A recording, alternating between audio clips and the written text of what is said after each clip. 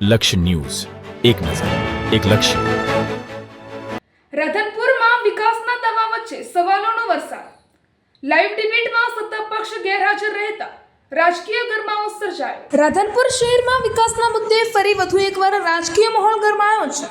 નગરસેવક અને વિરોધ પક્ષ નેતા જયાબેન ઠાકોર દ્વારા રાધનપુરના પ્રજાહિતના પ્રશ્નોને લઈને આયોજિત લાઈવ ડિબેટમાં સત્તા પક્ષના સભ્યો ગેરહાજર રહેતા ચર્ચાએ જોર પકડ્યું છે. રાધનપુર શહેરની જનતાને સ્પર્શતા મુદ્દાઓને લઈને યોજાયેલી લાઈવ ડિબેટમાં પ્રજા અને વિપક્ષ દ્વારા કુલ 21 ગંભીર પ્રશ્નો ઉઠાવવામાં આવ્યા હતા. આ પ્રશ્નોમાં શહેરની સફાઈ વ્યવસ્થા, ગટર અને પીવાના પાણીની સમસ્યા, રખડતા ઢોરોનો ત્રાસ, સ્ટ્રીટ લાઇટની ખામી, રસ્તાઓની બિસ્માર હાલત, ટેન્ડર પ્રક્રિયામાં ગેરરીતિના આક્ષેપો તેમજ સરકારની ગ્રાન્ટના ઉપયોગ જેવા મુદ્દાઓ સામેલ હતા. નગરસેવક જયાબેન ઠાકોરે જણાવ્યું હતું કે આ ડિબેટ કોઈ રાજકીય પક્ષપાત માટે નહીં પરંતુ માત્ર પ્રજાહિત માટે યોજવામાં આવી છે. શહેરની જનતા સામે સત્તા પક્ષ ખુલ્લેઆમ જવાબ આપે અને લોકો હકીકત જાણી શકે તે હેતુથી આ કાર્યક્રમ રાખવામાં આવ્યો હતો. પરંતુ આયોજકોના આક્ષેપ મુજબ સત્તા પક્ષના સભ્યો કાર્યક્રમ સ્થળે પહોંચ્યા બાદ ખુરશીઓ ખાલી મૂકી ચાલ્યા ગયા હતા અને કોઈ પણ સભ્ય ચર્ચામાં હાજર રહ્યા ન હતા, જેને લઈને વિપક્ષ સત્તા પક્ષ પર જનતાના પ્રશ્નોથી ભાગવાનો આરોપ લગાવ્યો હતો.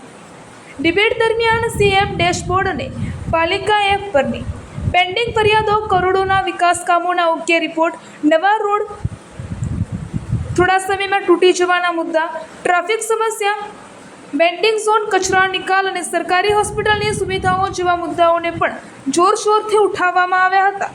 રાધનપુર શહેરના વિકાસના દાવાઓ વચ્ચે હવે પ્રજા સવાલ ઉઠાવી રહી છે કે શહેરના મૂળભૂત પ્રશ્નોના જવાબ આખરે આપશે કોણ? આ સમગ્ર મામલે હવે રાધનપુરમાં રાજકીય વર્તુળમાં ભારે ચર્ચા શરૂ થઈ છે. રિપોર્ટર પંકજ સાધુ, પાટણ. નમસ્કાર, મારું નામ છે જયા ઠાકોર. અત્યારે રાધનપુર નગરપાલિકાએ કાલના જે આયોજન આપ્યું હતું એ અર્થે આવ્યા હતા. પણ આપ જોઈ શકો છો લાઈવ વિડીયો અમારી જયા ઠાકોરની ફેસબુક ઉપરથી અમે કરેલો અને સત્તા પક્ષને સવાલ કરેલો. બંધારણીય જોગવાઈ અનુસાર જે વિપક્ષ છે અને પ્રજાઓ છે જે એમને વોટ આપે છે એમને સવાલ કરી અને સત્તા પક્ષ જોડે જવાબ માંગવાનો અધિકાર રહેલો છે. એ અધિકારને અત્યારે નકારી દેવામાં આવે છે.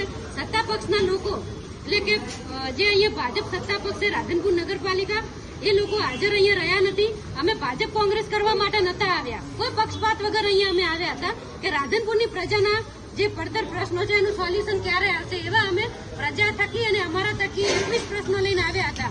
એ પ્રશ્નોનું નિરાકરણ ક્યારે અને કેવી રીતે લાવશો એ માટે આવ્યા હતા. પણ રાધનપુરના નગરપાલિકાના સત્તા પક્ષના મેન જવાબદાર વ્યક્તિઓ છે, પાલિકાના પ્રમુખ છે, ઉપપ્રમુખ છે, કારોબારી ચેરમેન છે, બાંધકામ ચેરમેન છે, એન્જિનિયર છે, ઓએસ છે અને ચીફ ઓફિસર, કોઈ પણ હાજર રહેલા નથી. તમામે તમામ ખુરશી મૂકી અને ભાગી ગયેલા છે.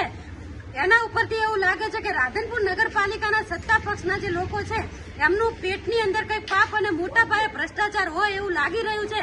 પણ જો તમને લાઈવમાં જવાબ આપવાની શરમ આવતી હોય તો અમે વિડીયોના માધ્યમથી તમને કહીએ છીએ કે તમે સાડી માથે ઓઢી લાશ કાઢી અને તમને શરમ આવતી હોય તો સાડી ઓઢીને પણ તમે વિડીયોના માધ્યમથી પ્રજાને જવાબ આપી દો. કારણ કે પ્રજાએ તમને વોટ આપ્યો છે તો વોટનો જવાબ તો માગશે ને.